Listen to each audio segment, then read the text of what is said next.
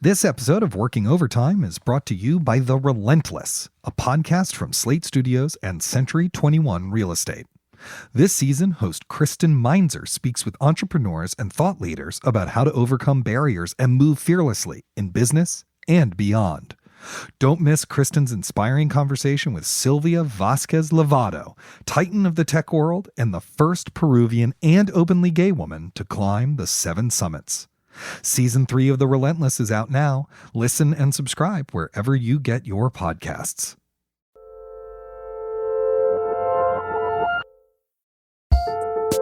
Hello, and welcome to another episode of Working Overtime, the advice-focused Pluto to Working's Goofy. I'm your host, Karen Hahn. And I'm your other host, Isaac Butler. How are you doing, Isaac? You know, I'm all right. Unlike Pluto, I'm wearing pants, so, I feel like that's a win. That's important. Yeah. And a shirt. Impressive. Yeah, exactly. I do it up. This is not to imply that Isaac isn't usually wearing his shirt, because if he weren't, we probably wouldn't be still doing this. Yes, that's true. I probably would have been fired by now. Okay, so on this episode, I wanted to break down a listener email from Allison Weisgall Robertson. Here is what she wrote in. Hello! I very much enjoy the Working podcast and would like to suggest an episode specifically about parenting/caregiving and working. I hear references to here and there, i.e. Isaac discussing his family responsibilities, but I think a whole episode dedicated to it would speak to much of your demographic. What are the unique challenges facing creative type and freelance parents? Financially, artistically? How do all the things you talk about, finding inspiration, scheduling, etc., change or don't when caring for a child or perhaps elderly parent is involved? Thank you, Allison. Now, Isaac, you're the only one of us hosts who is a parent, so this episode is going to be sort of a mini interview. Are you ready? All right, hold on. Let me just do some jumping jacks to warm up. Fair enough. All right, so my first question is, how did you decide that you were ready for a child? And I guess this is a bit of a broad question, so to make it a little more specific to what Allison is asking, what work-related considerations did you have to keep in mind? I really became a writer in part because I wanted to be a parent. Those two things are actually really tied up for me because, writing sort of a second career. The short version is we were going to get married. We knew we wanted to have a kid at some point. My wife really wanted to go to grad school and change careers before that. And so I decided that I would do the same because most of those grad programs weren't going to be in New York City. Like the ones that she was applying for weren't in New York City, and we didn't want to live apart. We're very bad at living apart. And so it just made sense for me to go to grad school too and try to reinvent what I was doing. Also, the lifestyle of a working freelance director is actually really bad for all sorts of things having to do with parenting. You're on the road a lot. You're working nights and weekends a lot. It's just was not the vision of what I wanted to be as a parent. So that's actually why I went to grad school to be a writer and started thinking about that, was because I realized that I needed to figure out a different creative thing that I wanted to do and wanted to try to do professionally. We knew we wanted to have a kid very early on in our relationship. It's like as soon as we realized it was for keeps, we had that conversation about whether that was something we were interested in. And so it was more about how do you create the environment, the life together that would be conducive to the kind of parent we wanted to be. That was really the question. So when did you first have to start changing how you were working? Was it when you first decided you want to try for a child, or when your partner became pregnant, or was there a specific point at which you were like, I have to change gears now? Well, I was, I think, a year and a half out of graduate school when my child was born. So if you rewind, most of the time since I graduated from graduate school, we were working on the process of having a child. I remember what it was like to write in graduate school, or you just do it all the time, and that's just like what you're there to do. Right. And I remember what it's like to do that once I was a parent, but I don't actually remember that clearly what it was like to do it as an adult who wasn't in grad school and wasn't a parent. I mean, just the thing that really changed was you just have to be really structured about everything, particularly how you use your time. But I feel like me and my work really benefited from that. What kind of structure are you talking about? Like, can you lay out like what your typical day became? Yeah, I mean, so what it really became was like, okay, the mornings are when I'm at my best. I'm a morning person, and so in the mornings are when I'm going to be working. And then in the afternoon, I might go home and take care of Iris so that Anne can do stuff. Her leave was a lot longer than mine because I was a freelancer, so I was just taking time to not make money, whereas she had actual maternity leave for a couple months. And so then I would come home in the afternoon and co-parent with her and everything like that. And then eventually we figured out a daycare situation for Iris. But once you have a kid in daycare, it's like, I am setting money on fire so I can have this time to work. Yeah. I better actually be working during this time. And if I'm not working during this time, what the fuck am I doing? Do you know what I mean? So the negative version is it can create a lot of pressure on you, but the positive version is that it really focuses you. It's like, every chunk of time in your day, you really have to start being overt and self-conscious about. Am I working during this time? Am I parenting during this time? Am I taking care of house stuff during this time? And you really have to at least I had to really make clear choices around that. And so that I found to be really beneficial. So yes, for me, it was like get as much writing work done in the morning and then in the afternoon be more available to help out with other stuff. Once my kid was in daycare for the whole day, things got a little bit looser, but it was still, get as much work done until you have to go pick her up. And I have so many more questions to ask you, but we will get into those right after this break. It's time to reboot your credit card with Apple Card. Now through December 25th, get 5% daily cash back on products at Apple with the new Apple Card, including a new iPhone 14 or Apple Watch Ultra. And everywhere else, Apple Card gives you up to 3% unlimited daily cash back on everything you buy. Apply now in the Wallet app on iPhone and start using it right away. Subject to credit approval, monthly financing through Apple Card monthly installments is ineligible to earn 5% back. Additional exclusions apply. Valid only on qualifying US purchases for new Apple Card customers who open an account and use it from December 1st to 25th, 2022 at Apple. Visit apple.co/save5 for more details. Hey listeners, is there a particular creative struggle you'd like to hear us tackle? Let us know by emailing us at working@slate.com, or even better, you can call us and leave a message at 304-933-9675. That's 304-933-WORK. Okay, so Isaac, when your child was born, how much had you planned out for how working would, work after that? Not enough. You can never plan enough, actually. I mean, which is not to say that you should be like planning like a maniac all the time. I just mean there is no amount of planning that is sufficient, because you also don't really know what's going to happen. I mean, to give you an example, I have a friend who, her kid came almost 3 months early. Wow. So the kid's at the NICU right now, needs help breathing. She's going to be fine. But I'm just saying, it's like, how would I have worked during that? I wouldn't have. Right. That's insane. You know what I mean? So then it would have been a months-long process of not working. You just don't really know. There's a lot of variables. Anyway, so what I thought was going to happen was I was going to take 2 or 3 weeks off. And then I was going to go back to my little office that the LMCC had given me and just get right back to work, and it was going to be fine. And instead what happened was, I was friggin' exhausted feeding, we're feeding the kid round the clock. We're taking care of her, all that sort of stuff. I go into that office 3 weeks after my kid is born, and I just cry in that office for the better part of a week. I mean, I didn't do any work, and then finally after a couple of days of that, I was like, why am I even here if I'm just going to sit and stare at the wall and cry? I'm just going to go back home. I just need another week before I can come back. Sometimes you need a separate crying space. Yes, that's true. What we did start to plan out, though, is things like, when is she going to go to daycare? How is that syncing up with the end of Anne's maternity leave? Those sorts of things. Yeah, and I guess you've answered half this question already, but how different were your expectations for how things would shake out once the baby was born versus how things actually went? Oh, I mean, the first 3 months were worse. Nothing can prepare you, I think, for what those first 3 months of having a kid were like. They get better at week 6. At week 6, the kid starts smiling. I mean, it's just in reaction to gas. It has nothing to do with you. But it's like the first moment that they do anything to give anything, any energy back to you at all. And and then things get slowly better after that. I would say they start sleeping through the night, like things do get better, but particularly that first month, because you're also both exhausted, having gone through the whole childbirth thing was harder than I thought. And everyone I talk to says that it's harder than you think it will be.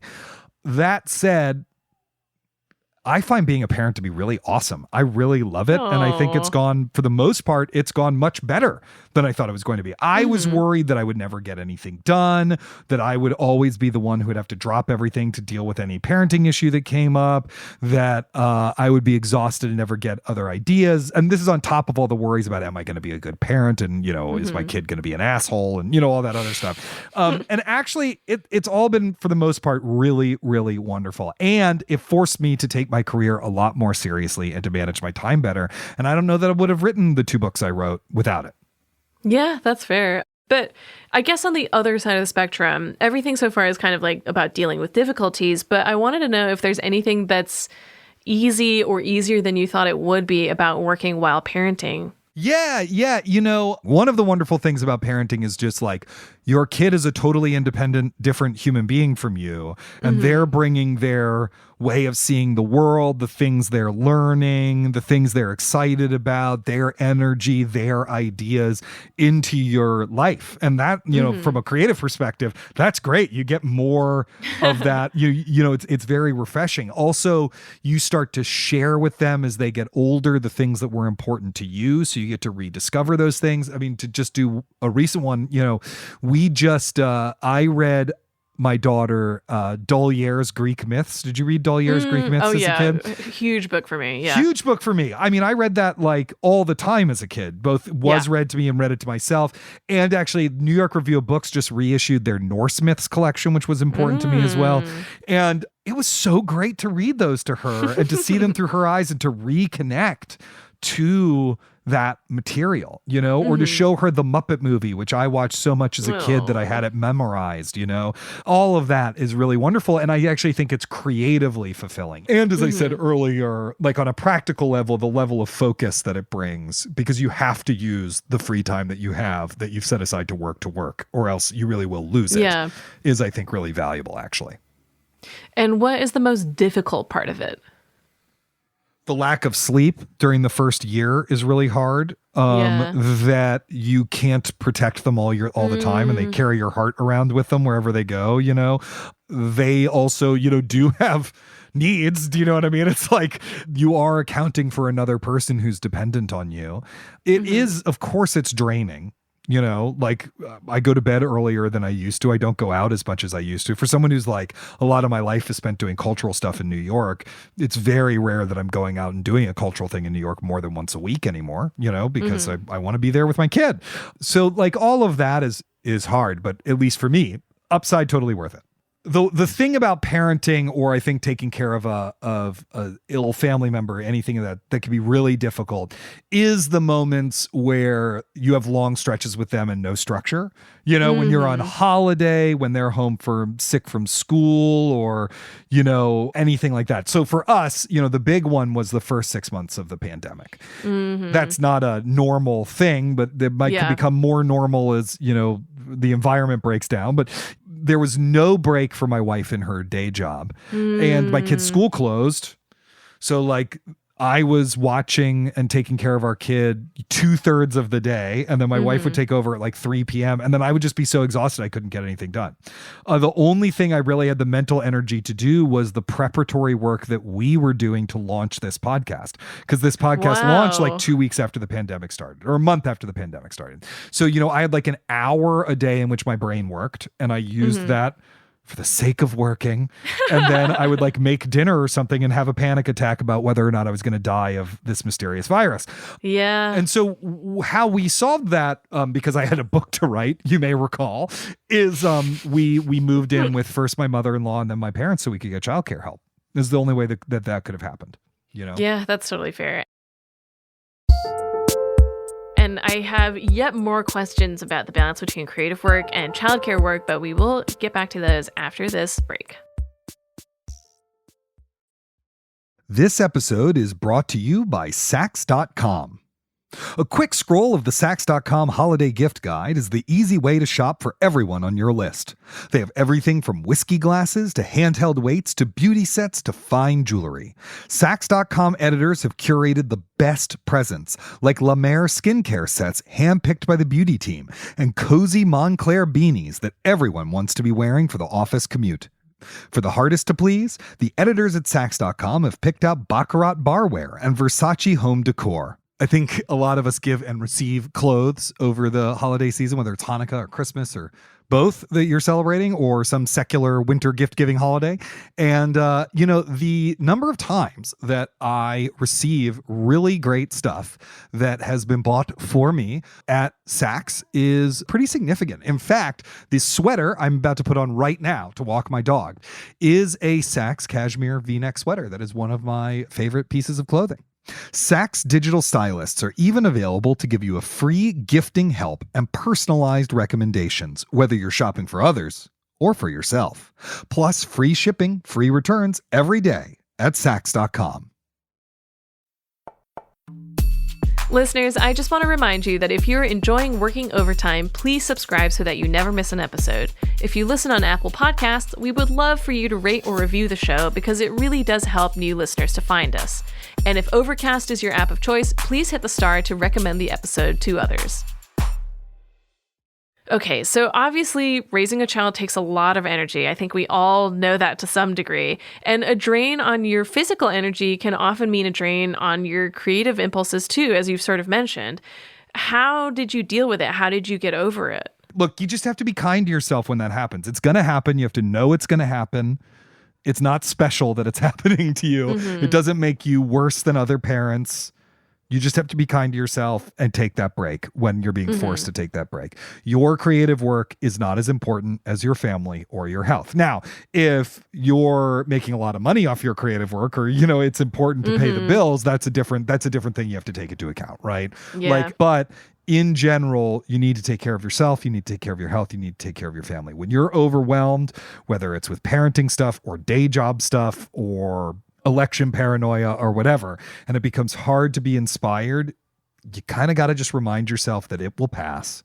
Do what you can to be connected to your creative self and just move forward. Yeah, it's a perspective thing, I guess, where it's like your family should probably be more precious to you than like your job. Yeah. And that's, I guess, a bit of a balance question, which connects to what I wanted to talk to you about next, which is, do you feel like you're used to the balancing act now between balancing like childcare versus creative work? And if so, was there a particular moment where you feel like you figured out how to make it work? I don't feel like there was a particular moment. I feel like it comes and goes. And I do feel like things are going pretty well right now. I will say, to connect this to your last question, my gut impulse is often to just like sacrifice my own creative work to take care of the kid if something needs to be done. And it's actually one of the wonderful things about my wife is that she's very insistent that I not do that, and the thing that I have to keep, or that we take turns doing it, that it's fair, right.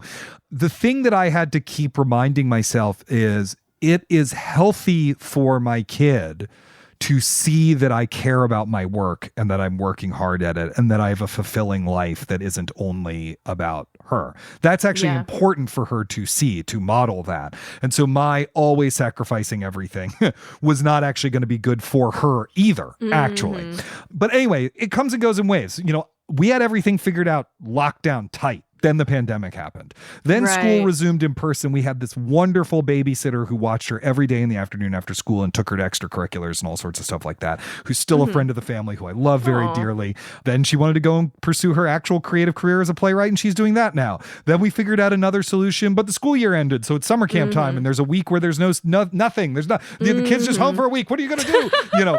There's always going to be moments where it feels like everything is coming apart at the seams, and then you just plan.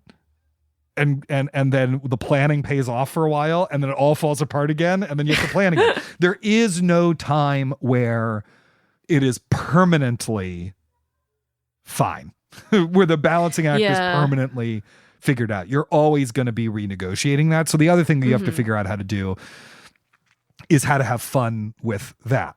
Do you know what I mean? That it's not a drag that you have to plan all the summer camps or whatever, that it's instead about like, what kind of summer camp does my kid want to go to? What is she going to have a good time doing? You know, things like that. So it sounds like it's kind of always chaos forever, but it sounds like you still have a pretty good grip on it, that said. So do you have any advice for other creative parents or parents to be? Well, a question I do get asked quite a bit is, like, should we have a kid? Do you know what I mean? Or like, are we in the place to have a kid or whatever? Friends ask me that question. Younger friends, because now that I'm old, I have young, cool friends is what I'm trying to say, Karen. I'm your young, cool friend. Exactly. So this is what I could say is that people try to come up with a rational answer to the question of whether they should have a kid now or whatever. And there is no rational answer. Having a kid is irrational. There are already enough people on this planet. We don't need any more. Do you know what I mean? Like, you're not going to think your way to the end of that problem. It's about, do you feel ready to have a kid? Is it something you actually want? You know, because I think you'll know if you actually want it. Like once I didn't want kids for a while, and then once I did, it was like a burning sensation. I wanted them so badly, you know. But I mean, you'll know, and then you'll adapt the rest of your life around it. You know, can you build the environment to have that kid? Those are the kinds of questions, but you're never going to figure it out rationally. You're not going to think your way to a solution to that question. And one last question. I don't have any kids, so I may have missed something in this conversation thus far. Is there anything else you think we should talk about as a parent yourself? Yeah, well, one thing that's come up with friends of mine who are creative and have a kid is, of course, like, what if you have a full-time day job? You know, like, my full-time day job is the 7 different jobs I do that fall under the rubric of writing, right? You know, I teach, I have this podcast, I freelance write, I write books, et cetera, and so forth. But what if you're like, just have a day job? What do you do then? How do you still be creative? Because you actually really then are giving up a lot of time, you know? And what I tell people most of the time is just set aside something. Like, you are correct that you're not going to get 6 hours a day to write. That period of your life will be over, at least until you're making enough money from writing that you can quit your day job or whatever, or you get a fellowship. But maybe your partner can give you 4 hours on Saturday morning. Okay, well, write down ideas the rest of the week, and then for those 4 hours Saturday morning, write. You know what I mean? Like, it's like, figure out what you can do and then actually schedule it.